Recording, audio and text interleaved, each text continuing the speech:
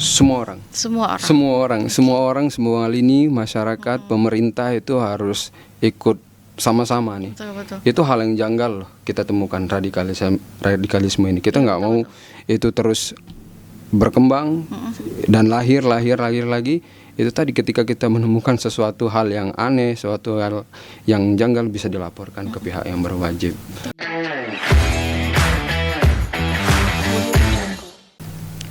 Assalamualaikum warahmatullahi wabarakatuh. Waalaikumsalam. Halo Sobat Zakat dimanapun berada, selamat datang kembali di podcast Basnas Provinsi Sumatera Selatan. Ruang inspirasi tempat kita berbagi kebaikan dan juga menebar keberkahan untuk pendengar setia Sobat BMC sekalian. Sobat Zakat, hari ini kita akan membahas topik yang sangat strategis, yaitu tentang pencegahan radikalisme di era digital. Bersama saya Elia Anggraini dan narasumber kita Bribtu Nikola Saputra SH. Nah, beliau ini adalah salah satu anggota Densus 88 AT Polri Tim Pencegahan Satgaswil Sumatera Selatan yang fokus pada preventif pencegahan radikalisme dan literasi digital. Oke, selamat datang Bribtu Nikol. Selamat siang. Selamat siang. Bagaimana kabarnya, Kak Nikol? Alhamdulillah baik. Oke, perjalanannya mungkin dari kantor ya? Dari kantor. Oke, dari kantor menuju Basnas Provinsi. Mungkin gimana nih di perjalanannya? Perjalanannya Palembang panas. Palembang panas. Seperti biasa. Tapi ya? tetap kerja. Oke, tetap semangat. Tetap ya. semangat. Oke, Kak Nikol, kita akan membahas tema yang cukup happening juga ya saat ini mengenai radikalisme. Betul.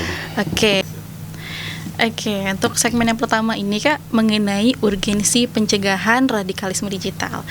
Nah, baik. mengapa radikalisme di era digital dianggap sebagai ancaman serius bagi stabilitas sosial dan keamanan nasional, itu seperti apa? Mungkin boleh dijelaskan, Kak? Betul. Kita kalau berbicara tentang era digital, banyak sekali kita akan dimudahkan dengan akses-akses, dengan platform yang diberikan dari platform komunikasi, e-commerce, dan juga platform media sosial. Tentunya dari sekian banyak platform ini ada juga dampak negatifnya. Begitu juga dengan kita sebut radikalisme ini, mereka juga mendominasi di udara dengan konten-konten yang memecah belah, dengan adanya propaganda. Maka dari itu juga perlu yang namanya ada tingkatan pencegahannya untuk melaksanakan agar konten-konten yang propaganda ini ataupun konten-konten yang dapat memecah belah ini agar tidak banyak penyebarannya lebih lanjut. Dari kita juga sebagai pribadinya agar lebih wise lagi atau lebih bijak lagi dalam menggunakan media sosial. Kemudian dalam kita meng-share sesuatu agar lebih diverifikasi lagi dalam menerima informasi, dalam mengkonsumsi sebuah berita juga. Jadi begitu. Oke. Berarti fokusnya itu pada anak muda mungkin ya, Kak? Pada anak muda. Dan juga platform digital yang digunakan. Betul. Gitu. Berarti anak muda ini tentunya harus lebih aware dan lebih bijak. Dalam memilih, dalam menggunakan sosial media tentunya. Nah, mengenai analisis pola penyebaran radikalisme online nih, Kak. Apa pola utama yang Kakak saat ini amati dalam penyebaran radikalisme melalui media sosial ini? Tentunya kalau kita breakdown lebih lagi, sebenarnya media sosial itu kan sebuah platform yang sangat baik kalau kita bisa gunakan. Kita bisa share, kita bisa cari informasi lebih dalam. Problem itu adalah di humannya, orangnya. Jadi ketika orang tersebut apa tujuannya? Apakah tujuannya men-share sesuatu yang baik, men-share sesuatu yang keburukan? Itu kan akan berdampak kepada yang membaca dan literasi yang mendengar. Karena tidak menutup kemungkinan kita disuguhkan media dengan audio yang menarik, dengan grafik-grafik yang oke. Itu yang membuat ketertarikan kita kan dengan media sosial ini. Jadi itu perlu sekali sih. Ya, betul. Mungkin lebih ke pola yang dominan seperti algoritma platformnya mungkin. Iya, algoritma platformnya. Untuk sebagian kita bilang oknum ya, kita bilangnya oknum. Untuk sebagian oknum yang memanfaatkan platform digital ini, mereka bisa meribus algoritma untuk menaikkan akun-akun ataupun algoritma yang istilahnya untuk memecah belah tadi. Betul. Ya. Kayak buzzer mungkin. Buzzer bisa. Saat ini, Ya ya. Nah kalau peran teknologi dalam eksploitasi ideologi ekstrim nih Kak, bagaimana teknologi digital dimanfaatkan oleh kelompok radikal ini untuk memperkuat pengaruh mereka nih Kak? Baik. Seperti yang kita ketahui sekarang kan dominasi pengguna media sosial itu adalah pemuda. Tapi tidak menutup kemungkinan orang-orang yang memang kita bilangnya apalah milenial ya, Iya, Gen Z, Gen milenial, Z, seluruh ya. gen itu kompatibel dengan namanya sosial media. Betul. Ya, jadi ya harus benar-benar bijak dalam menggunakan media sosial ini tadi, agar apa yang kita konsumsi itu tidak mudah termakan hoax, ya, bisa betul, dibilang betul. gitu kan, tidak mudah meng-share sesuatu yang memang tidak kebenaran keabsahannya suatu berita, agar tidak memecah belah antara, ya kadang kita suka ribut sama teman sendiri, ini Betul. di berita kayak gini, padahal kenyataannya enggak kan. Jadi harus lebih itu lagi. Harus dicari dulu ya akar dari permasalahannya itu Akarnya, apa. Nah pernah denger nih Kak, penggunaan bots ya, kayak bots untuk memperbanyak propaganda itu seperti apa sih Kak? Bots propaganda ini ya bisa dibilang untuk menaikkan eksistensi mereka. Karena untuk eksistensi mereka di dunia nyata itu, orang itu akan lebih lebih dominan membentengi dirinya. Tapi ketika mereka mengudara, bertemunya di sosial media, itu kan disebarnya luas. Jadi semua lini pun masuk. Jadi mau kamu yang di provinsi seberang atau di wilayah manapun, jadi lebih banyak lagi mereka bisa merekrut orang-orang ini. Lewat grup kayak gitu. Lewat grup, lewat media komunikasi platform seperti ya Twitter, Facebook, itu lebih banyak lagi. Betul, kayak mungkin gaming chat rooms juga bisa ya. Gaming chat room juga bisa. Semua yang berbasisnya media sosial yang bisa digunakan untuk berkomunikasi. Dari mulai game. Kalau game kan lebih ke anak ya.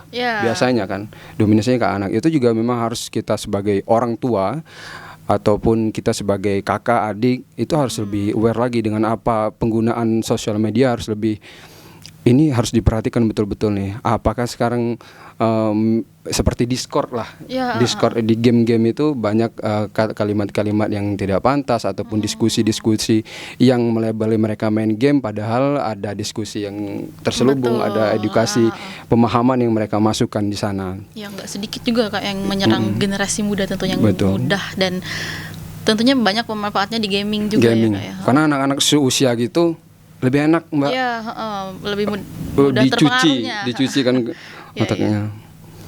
Oke, mengenai efektivitas regulasi yang ada nih, Kak Nicole, menurut Kakak nih, apakah regulasi yang ada di Indonesia seperti UU ITE atau UU terorisme sudah memadai untuk menangani radikalisme digital kah saat ini?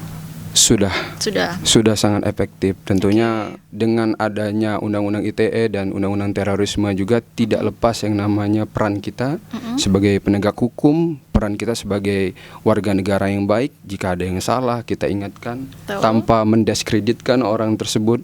Kemudian sebagai orang dengan lini yang paling dekat sebagai keluarga, kita harus sering ingat, sering pantau keluarga-keluarga kita, anak-anak kita, dan juga teman-temannya juga harus diperuntukkan lingkungannya. Oke, berarti saat ini regulasinya sudah cukup progresif ya Kak. Oke, alhamdulillah. Nah, mengenai batas antara kebebasan ekspresi dan pencegahan radikalisme nih Kak, bagaimana menjaga keseimbangan antara kebebasan berekspresi di dunia digital dan pencegahan radikalismenya itu seperti apa nih Kak? Kebebasan berekspresi itu sebenarnya sah-sah saja, sah-sah saja, selagi itu tidak mengajak kekerasan. Jadi apapun bentuknya demokrasi sekarang kan lagi in sekali dengan tagar-tagar, dengan menggunakan anime. Sebenarnya untuk anime itu sudah ada zaman dulu ya. Tapi memang sekarang sasarannya adalah yang menaikkan kita atmosfernya politik itu adalah gen-gen yang baru ini. Betul. Jadi mereka mengambil istilah dari mereka yang suka anime, dari suka game, mereka refleksikan dengan kondisi sekarang yang ada di Indonesia. Jadi itu sah-sah saja demokrasi sekarang. Silakan semuanya berpendapat, asal itu tadi tidak mengajakkan kekerasan kepada masyarakat. Jadi dari hashtag ya. Anak muda itu senang biasanya seperti itu. Senang karena memang target marketnya itu adalah anak muda yang memang. Apalagi yang anime ini kan nggak sedikit ya Kak, anak muda Iya. yang suka anime, Iya. animasi saat Anime kan memang termasuk ya paling lama lah.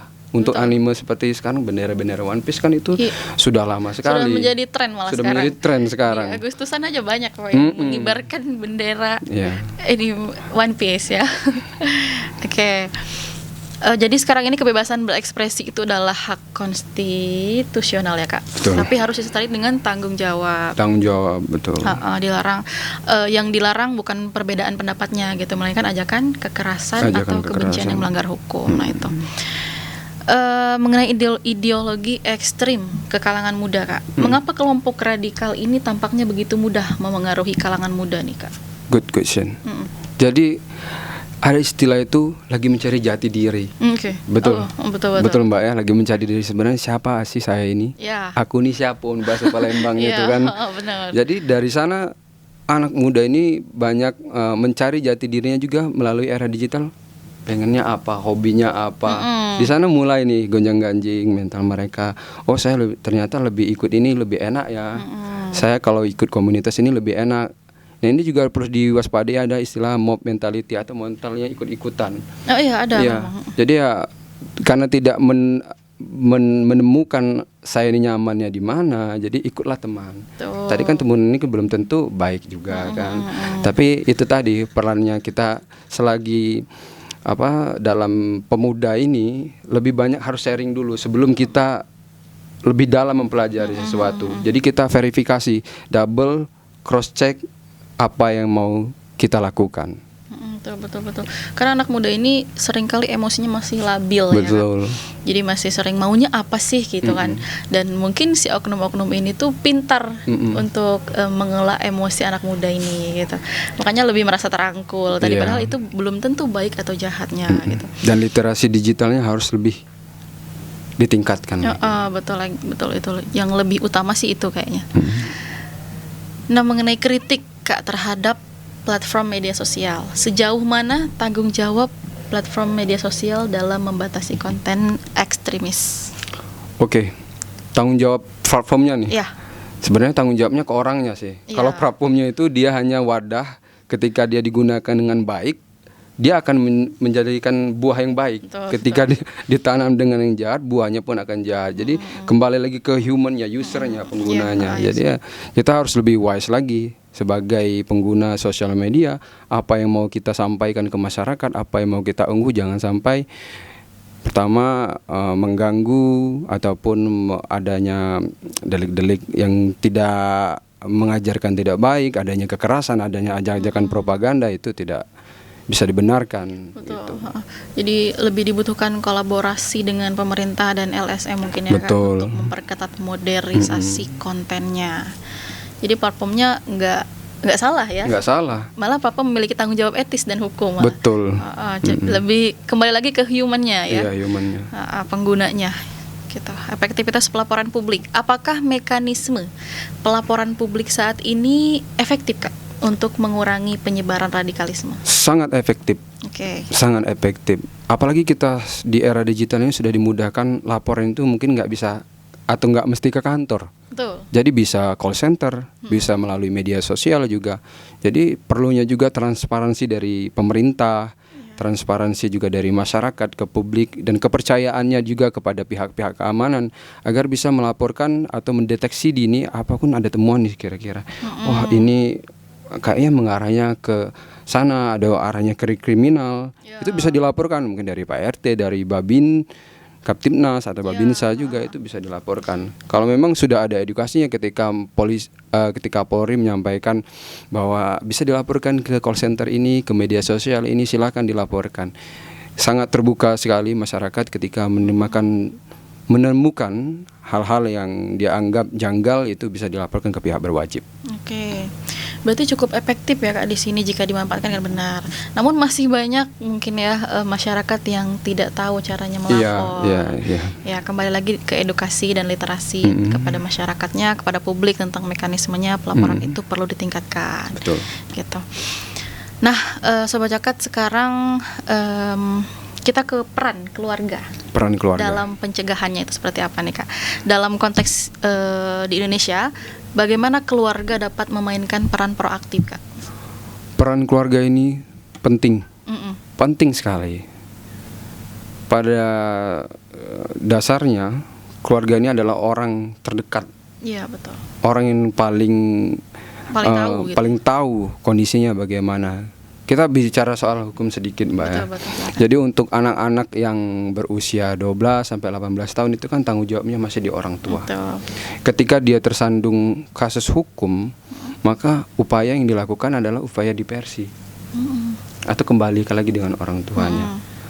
Jadi yang di sini salahnya siapa? Pemantauan orang tua ketika dia masih di bawah legal age-nya 18 tahun ya.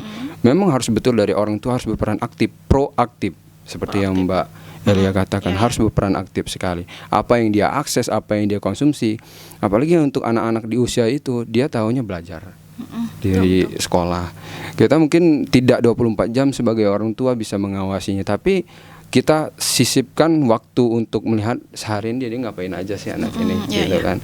Jadi jangan sampai kecolongan ketika anak-anaknya mengakses website-website yang terlarang, video-video yang terlarang. Itu juga peran orang tua harus proaktif sekali kepada anaknya. Apalagi link-link sekarang mungkin disebarluaskannya mudah mungkin ya Kak diakses. Mudah sekali. Malah anak muda sekarang lebih pintar daripada orang tuanya kan. Betul, betul.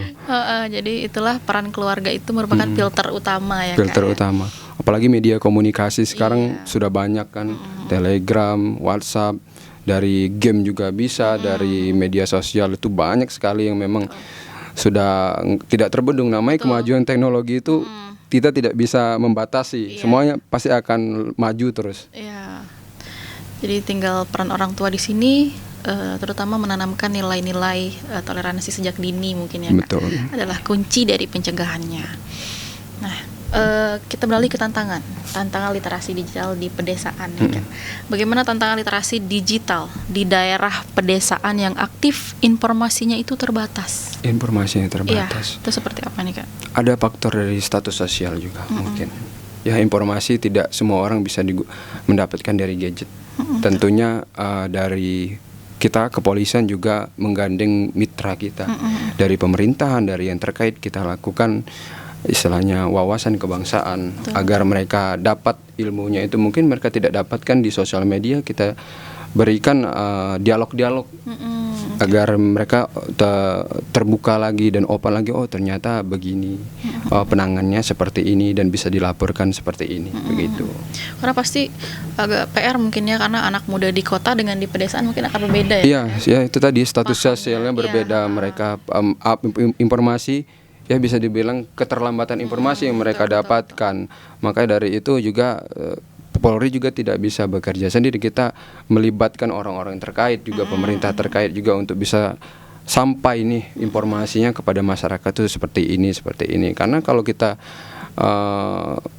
lebih dalam lagi, edukasi itu sangat penting sekali. Betul. Ketika orang-orang itu memiliki edukasi, dia untuk bertindak pun pasti akan berpikir dua kali. Oh, saya sudah dapat edukasi ketika saya memposting sesuatu, ujaran kebencian, ketika saya mengunggah sesuatu ujaran kebencian, ada undang-undang yang mengatur tersebut. Betul. Dan saya harus bertanggung jawab. Nah, jadi ketika itu sampai kepada masyarakat, dia sudah ada bekalnya nih. Oh, saya tidak boleh melakukan ini, begitu. Betul. Sering melihat contoh cara penanggulangan langsung mungkin dari Polri itu ke sekolah-sekolah mungkin. Iya, sekolah-sekolah. Dengan kayak workshop gitu ya. Iya. Itu sangat membantu sih sebenarnya di anak muda, mindset anak muda gitu kan. Ya, seperti yang sekarang kita lakukan. Ya, betul. Kita podcast sekarang tren sekali nonton podcast kan. Betul. Ya kita buat podcast juga gitu. Gimana alurnya kita semua lini masuk. Betul. Jadi kita ikuti perkembangan zaman seperti apa. Jangan mundur tapi harus maju terus. Ya, betul. Jadi kalau tantangan literasinya mungkin kurangnya infrastruktur dan edukasi tadi ya Kak, yang membuat masyarakat lebih rentan terhadap hoax dan propaganda. Oke, mengenai radikalisme dan ketidakadilan sosial. Apakah ketidakadilan sosial menjadi pemicu utama radikalisme digital Kak? Bisa menjadi pemicu utamanya. Oke, seperti apa itu? Seperti dia tidak, apa ya istilahnya, ketidakadilan sosial itu tidak pro dalam suatu pilihan, Oke. atau dia tidak menerima kondisinya, kemudian dia harus lapor ke siapa nih? Dia harus meminta pertanggungjawabannya ke siapa? Iya, iya, iya. Ini semua. Jadi itu juga sebenarnya kurangnya tadi edukasi. Ketika ya memang dia mendapatkan ketidakadilan sosial, seharusnya yang dibangun adalah dirinya sendiri.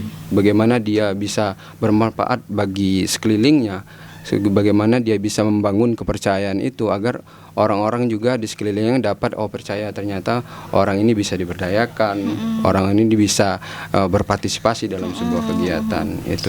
Jadi berarti ketidakadilan ini sering dijadikan bahan bakar propaganda ya? Bahan bakar propaganda. Balik lagi ke propaganda Iya. tadi. Jadi ya banyak sekali sebenarnya propaganda yang menstatuskan pribadi, tapi dengan ini saya bertanggung jawab, ini siapa ya? Ya, sering dipertanyakan itu. Dipertanyakan. Ya, seharusnya diri sendiri ketika kita memberikan asupan banyak tentang skill, kemampuan, kita akan dapat manfaat yang baik juga. Namun teman-teman, mengenai propaganda tadi, radikalisme bukan solusi ya. Bukan solusi. Ya. Jadi penyelesaian masalah itu harus dilakukan melalui dialog kebijakan dan partisipasi sosial, bukan kekerasan, sekali lagi. Bukan kekerasan. Ya. Nah, sekarang peran pendidikan formal. Apakah sistem pendidikan kita sudah cukup mempersiapkan siswa menghadapi propaganda digital saat ini, Kak? Sudah cukup. Tapi memang ada beberapa yang harus ditingkatkan terkait digitalisasi literasi mereka, karena memang beberapa sekolah ya memang tidak mengizinkan pada penggunaannya gadget seperti itu kan, memang tidak diajarkan, memang masih memakai handbook. Jadi ya itu tadi, ketika di sekolah tidak disediakan, orang tua harus berperan aktif dalam hal ini. Betul. Jadi kembali lagi ke orang tua. Ketika statusnya pun bukan lagi tanggung jawab orang tua, dia harus bisa bertanggung jawab dengan apa yang dia gunakan di sosial media. Begitu. Ya. Jadi berarti masih perlu di peningkatannya, literasi, lagi-lagi literasi digital dan pemikiran kritis harus diintegrasikan lebih kuat dalam kurikulum tentunya kalau mengenai konteks pendidikan gitu. Sekarang kolaborasi multi pihak, Kak. Siapa saja yang seharusnya berkolaborasi nih, Kak, dalam memerangi radikalisme digital saat ini?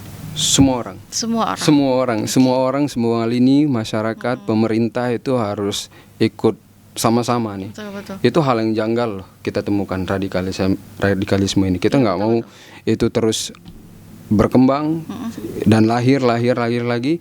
Itu tadi, ketika kita menemukan sesuatu hal yang aneh, suatu hal yang janggal, bisa dilaporkan ke pihak yang berwajib. Kemudian keterlibatan pemerintah juga mendukung yang namanya wawasan kebangsaan, pencegahan preventif untuk mengurangi tingkat-tingkat pertumbuhan radikalisme. Dan juga di era digital itu kita harus bisa mendapatkan konten-konten moderat. Jadi konten-konten yang baik itu juga sebagai bentuk seperti kita menyebarkan, itu sebagai bentuk pencegahan kita juga. Jadi konten mereka propaganda itu akan kalah. Betul. Jadi kita harus sama-sama bermainnya di sana. Jadi teman-teman bukan bertanya siapa yang harus memerangi radikalisme, tapi mulai dari kita. Mulailah dari kita, karena ini itu bukan tanggung jawab satu pihak saja, benar? Betul. Kan? Oke, evaluasi kampanye digital. Nah, apakah kampanye digital anti radikalisme saat ini cukup efektif? Sangat efektif, Mbak. Di tim pencegahan sendiri itu memang kita ada 3 tupoksinya ya. Kontra radikal, kontra narasi, dan kontra ideologi. Itu semua basisnya mencakup semua lini. Kontra narasi, Satgaswil itu setiap bulannya bisa mencapai 90 juta konten yang kita sebarkan. Itu adalah konten moderat.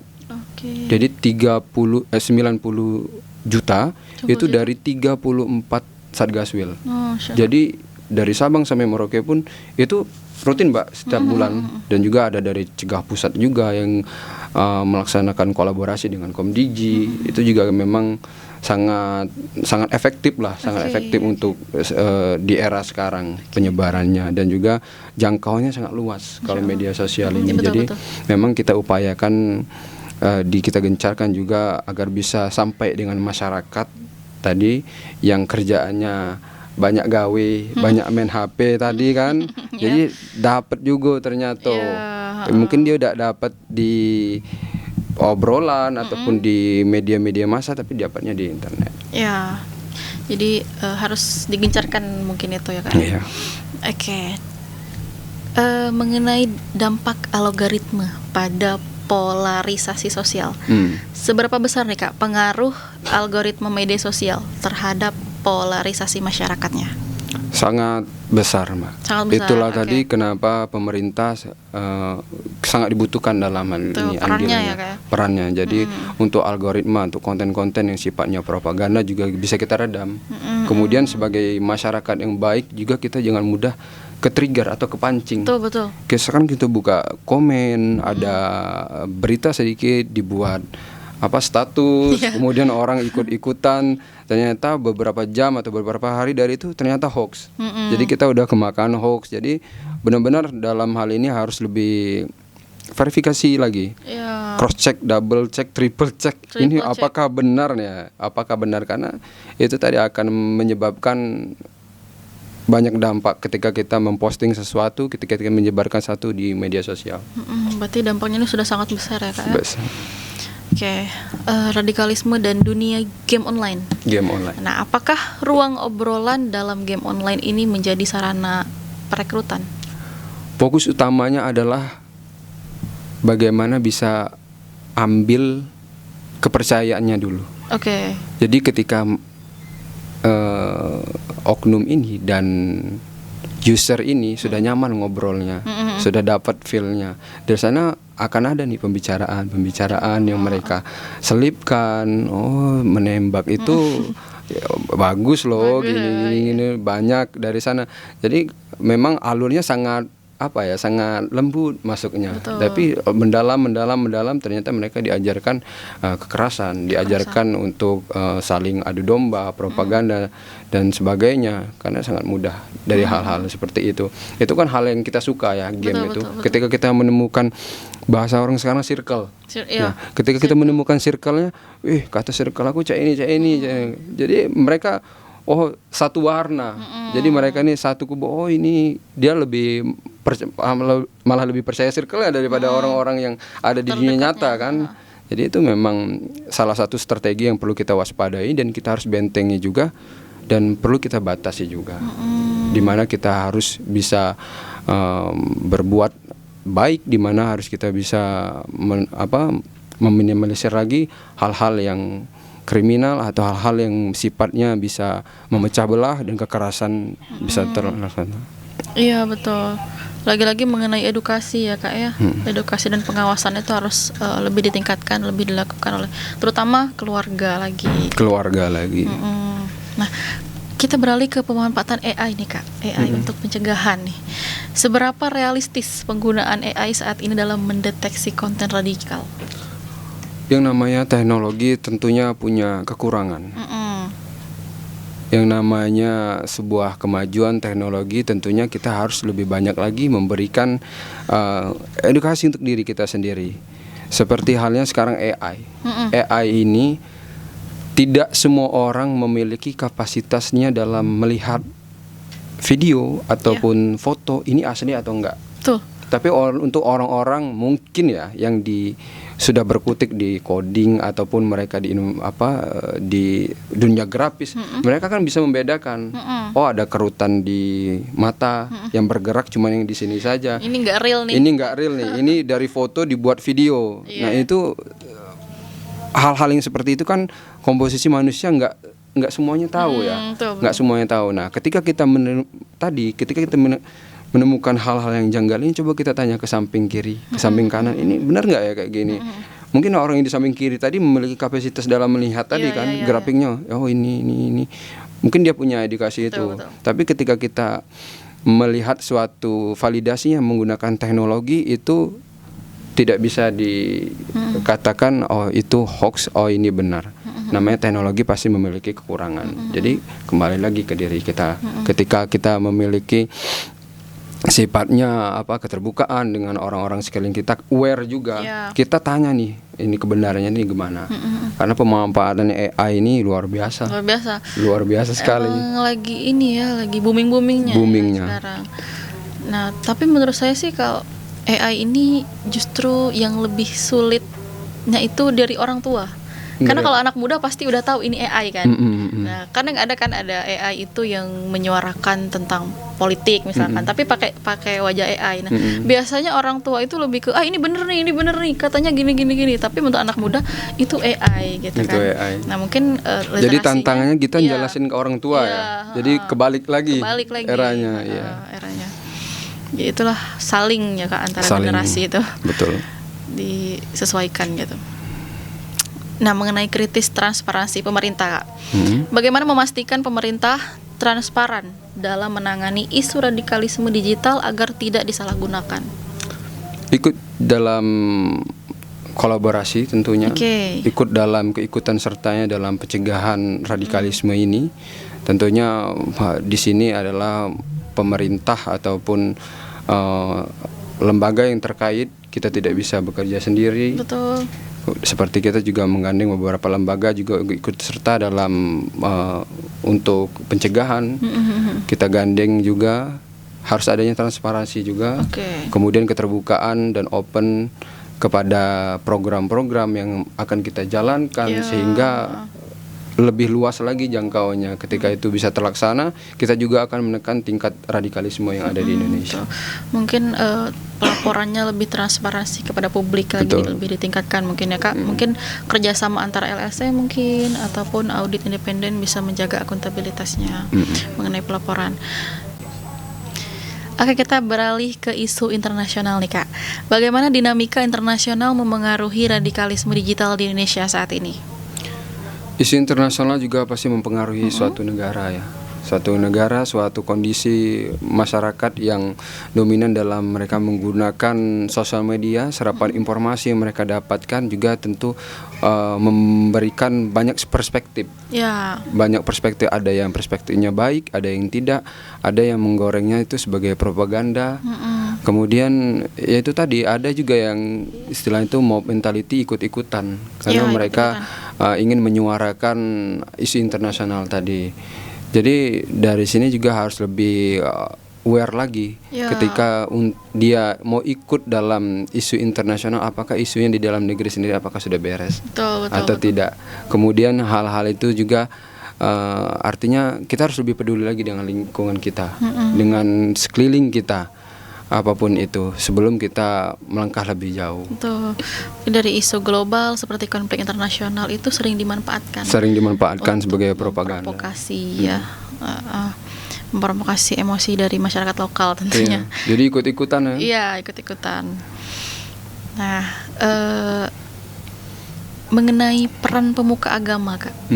Seberapa penting sih suara tokoh agama moderat di dunia nyata? Sangat penting. Sangat penting. Lembaga yang juga kita kaitkan atau ikut serta dalam Densus 88 juga adalah Muhammadiyah dan Nahdlatul Ulama juga gitu, ikut kita libatkan dalam upaya pencegahan IRAD ini. Tentunya kita nggak bisa bekerja sendiri. Betul. Ada memang aspek-aspek yang memang kewenangannya kita bisa lakukan dan tidak kita lakukan. Maka dari itu sebagai bentuk kolaborasi kita juga gandeng beberapa mitra juga. Ya, berarti itu tadi sangat penting tadi ya Kak ya. Mereka itu memberi perspektif yang seimbang gitu dan meluruskan tafsir yang terpelintir itu. Yang dipelintir oleh sebagian oknum ya. Jadi kita bawa nih pakarnya juga gitu. Gini loh gitu. Oke, perlindungan anak dan remaja. Apa langkah strategis untuk melindungi anak dan remaja sebenarnya sih Kak? Langkah strategis mulai dari keluarganya dulu.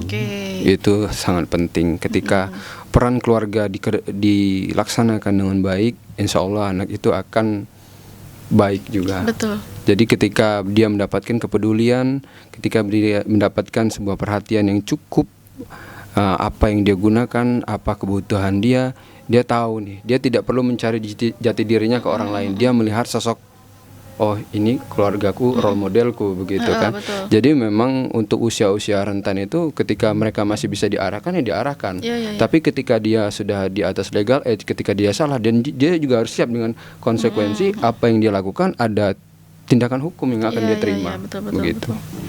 Jadi yang anak muda tentunya Kak ya, mendapatkan pendidikan etika digital itu kan dari keluarga. Betul. Pengawasan konten pun dari keluarga. Dari keluarga. Keluarga juga kan sebagai fasilitas kan di rumahnya gitu, dalam melibatkan anak gitu dalam komunitas-komunitas yang positif kan dari keluarga, dorongan keluarga tentunya. Jadi lebih kembali ke pengawasan sebagai orang tua, peran orang tua ya di peran rumah. orang tua. Ya. Mengenai tanggung jawab nih Kak, apakah setiap individu punya tanggung jawab? Tentunya setiap individu punya tanggung jawab. Ketika dia baik, dia akan bisa menularkan kebaikan itu di sekelilingnya. Ketika dia memiliki tingkat toleransi yang tinggi, dia bisa menerima yang namanya perbedaan. Itu sangat penting loh Mbak di Indonesia. Terutama kita dalam pencegahan ini kan kita mengedepankan yang namanya 4 konsensus dasar negara. Iya. Terutama mungkin influencer ya Kak ya. Iya. Lebih besar tanggung jawabnya terhadap kontennya sendiri mungkin ya, agar tidak memecah belah dan tidak ikut menyebarkan kebencian. Itu mungkin yang lebih berpengaruh ya dalam pengguna media sosial ya influencer. Karena memang jangkauan seorang influencer kan luas ya. Jadi ketika satu influencer ini dia punya fansnya, jadi dia bisa menyebarkan dari sana. Jadi sebagai seorang influencer juga harus lebih bijak lagi langkah yang mau dia ambil. Dalam membagikan konten pun itu tanggung jawabnya luar biasa juga ya. Oke, untuk potensi penyalahgunaan label radikal ini Kak, bagaimana mencegah penyalahgunaan label radikal untuk membungkam kritik konstruktif itu seperti apa Kak? Untuk membangun itu sendiri agar bisa memberikan edukasi kepada diri. Ketika kita mempelajari sesuatu itu lebih dalam, agar tidak menimbulkan yang namanya sebuah kekerasan. Sehingga dalam hal ini kan radikalisme ini dikaitkan dengan dasar-dasarnya ketika dia terlalu fanatik terhadap sesuatu. Jadi ketika dia terlalu fanatik terhadap sesuatu akan berdampak dengan sikapnya.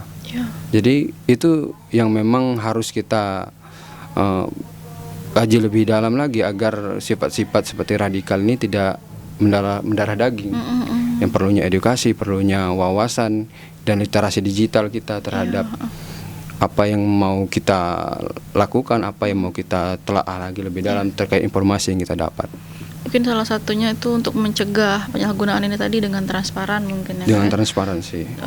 Dialognya lebih terbuka lagi mungkin. Jadi jelas antara kritik dan juga kekerasan antara kritik yang membangun, antara kekerasan yang ditimbulkan untuk memecah belah. Iya, itu tadi. Oke, apakah infrastruktur digital kita cukup siap untuk menghadapi ancaman ini, Kak? Infrastruktur kita harus ditingkatkan. Cukup harus ditingkatkan karena untuk sekarang era digital kita bisa menghasilkan uang, Mbak, dari era digital ini. Yang memang jadi tantangan juga, uang ini takutnya juga disalahgunakan lagi. Bisa disalahgunakan untuk TP terorisme, untuk pembiayaan segala macam, untuk hal-hal yang lainnya. Jadi ya perlu yang namanya peningkatan lagi. Betul. Oke. Studi kasus, Kak, mengenai studi kasus keberhasilan pencegahan. Bisakah Kakak berbagi contoh mungkin keberhasilan pencegahan radikalisme digital ini seperti apa? Keberhasilan digitalis di era digital ini? Ya. Tadi yang seperti saya jelaskan bahwa kita itu ada kontranarasi. Jadi kontranarasi yang dominasinya di udara. Dan untuk kontranarasi itu sendiri jangkauannya sangat bagus. Jadi untuk setiap bulannya pun Satgas itu bisa menghasilkan konten-konten moderat, dan juga dengan adanya program-program dari pencegahan juga menekan yang namanya ledakan dan menekan juga tingkat-tingkat pertumbuhan radikal yang ada di masyarakat itu juga pengaruhnya luar biasa. Ketika kita mengupload konten yang moderat juga dampaknya luar biasa. Dan juga tim pencegahan ini Mbak, alhamdulillah sudah 3 tahun ini kita ini zero attack. Jadi tidak ada ledakan. Kalau di Palembang ini kan ada jargon itu zero konflik ya. Jadi semoga juga di tahun 2025 ini kita zero attack lagi. Jadi itu perlu sekali dengan ada tim pencegahan sebagai edukasi juga kepada masyarakat agar tersampaikan apa-apa poin penting, apa-apa deteksi dini yang bisa masyarakat dapatkan dan masyarakat bisa laporkan kepada pihak berwajib. Kemudian ini sebagai bentuk partisipasi masyarakat juga agar bisa lebih wise lagi, lebih peduli lagi dengan sekelilingnya. Luar biasa sekali berarti itu program-programnya mungkin ya. Iya, program-programnya. Keberhasilannya. Nah, tantangan masa depan nih Kak. Apa tantangan terbesar 5 tahun ke depan? 5 tahun ke depan. Tantangan terbesarnya di era digital adalah teknologi lagi. Teknologi. Seperti tadi yang kita bahas AI, tentunya AI semakin lama akan semakin tinggi, dia akan menaikkan lagi grafik-grafik yang lebih real, kualitasnya lebih real. Kemudian dari segi pendapatan ya, dari era digital sekarang kan banyak sekali uang yang bisa dihasilkan. Betul. Jadi seperti tadi kita meminimalisir bahwa uang-uang ini nanti ataupun aplikasi-aplikasi yang bisa dibuat oleh sebagian oknum agar mereka tidak bisa diretas oleh pihak keamanan. Jadi mereka buat semacam aplikasi yang bisa digunakan untuk kelompok mereka tertentu yang hanya mereka sendiri yang bisa mengakses itu. Itu adalah tantangan kita. Oke, luar biasa sekali Kak. Nah, sekarang boleh kita ke TikTok dulu. Ada yang mau bertanya? Oh ya, boleh. Mau nanya dong Kak, tim pencegahan ada kontak person kah terkait pengaduan masyarakat? Ada kontak personnya. Itu kita kalau di Instagram itu @sriwijayabedulur. Ada di Sriwijaya Bedulur. Kita ada di semua platform, ada di TikTok, ada di Facebook, ada di Twitter, ada di Snack Video. Itu juga ada. Di TikTok ada juga ya Kak? Ada di TikTok, jadi bisa dilaporkan. Bisa langsung diakses, sudah nonton live TikTok ini langsung diakses aja ke situ. Ada WhatsApp-nya juga. WhatsApp juga lengkap berarti teman-teman ya. Promosi. Boleh promosi ya? Boleh. Terakhir Kak, mungkin ajakan kritis kepada generasi muda khususnya dan closing statement dari Kak Nicole. Silakan. Closing statement ya? Ya. Closing statementnya ketika kita menerima sebuah informasi, baiknya kita lebih bisa memverifikasi kebenaran dan keabsahan dalam informasi yang kita terima. Kemudian jangan lupa menyaring sebelum Anda sharing. Ajakan kritisnya untuk generasi muda? Agar lebih bisa meningkatkan digital literasi, agar lebih aware kepada lingkungan, dan pastinya harus meningkatkan rasa nasionalismenya kepada bangsa kita, negara kita, Indonesia. Ya, jangan bertanya siapa, tapi mulai dari kita. Betul. Kita yang harus berimpact kepada orang. Ya, betul. Teman-teman gunakan teknologi untuk membangun, bukan menghancurkan. Jadilah produsen konten yang menguatkan persatuan. Insya Allah luar biasa sekali, Kak Bribtu Nicole, terima kasih atas penjelasannya sangat komprehensif. Semoga wawasan ini memperkuat peran kita semua dalam menjaga ruang digital yang sehat dan damai. Terima kasih sekali lagi kepada Bribtu Nicole yang sudah menyempatkan hadir di sela-sela kesibukannya. Terima kasih juga atas penjelasannya, ilmu dan juga wawasan yang begitu komprehensif. Semoga wawasan ini memperkuat peran kita semua dalam menjaga ruang digital yang sehat dan damai. Oke, Sobat Zakat, saya Elia Anggraini pamit undur diri. Sampai jumpa di episode selanjutnya. Wassalamualaikum warahmatullahi wabarakatuh. Terima kasih Kak. Sampai jumpa.